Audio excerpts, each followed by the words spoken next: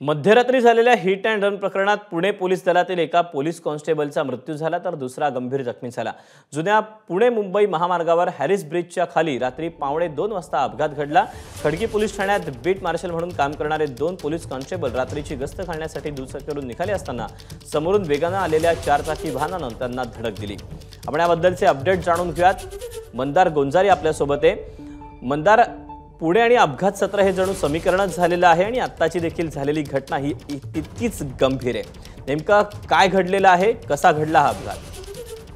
नक्कीच, आणि या अपघातामध्ये एका पोलीस कॉन्स्टेबलचाच मृत्यू झालाय आणि दुसरा पोलीस कॉन्स्टेबल जखमी आहे, ज्याच्यावरती रुग्णालयात उपचार सुरू आहेत।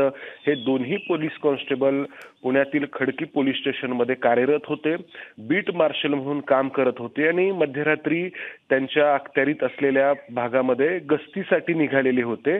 त्यावेळी पुण्यातील दापोडी भागामध्ये जो हॅरिस ब्रिज आहे, हॅरिस पूल आहे, त्या हॅरिस पुलाच्या खाली या दोघांची दुचाकी असताना वेगाने आलेल्या एका 4 चाकी वाहनाने त्यांच्या दुचाकीला धडक दिली, ज्यामध्ये कोळी नावाचे जे पोलीस कॉन्स्टेबल होते त्यांचा मृत्यू झाला तर दुसरे पोलीस कॉन्स्टेबल जखमी झाले। मात्र या अपघातानंतर ते वाहन थांबलं नाही आणि ते पळून गेला वाहन चालक।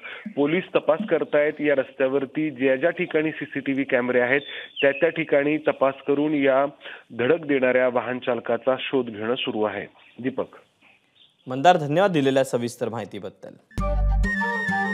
नमस्कार। मन शुद्ध तुझं ही वेगळ्याच प्रकारची मालिका तुम्हा सगळ्यांना खूप आवडली होती। याचा दुसरा सीझन कधी येणार अशी विचारणा झाली। प्रतीक्षा संपली आहे मित्रांनो, येतोय मन शुद्ध तुझंचा दुसरा सीझन। होय मन शुद्ध तुझं। एबीपी माझा, उघडा डोळे बघा नीट।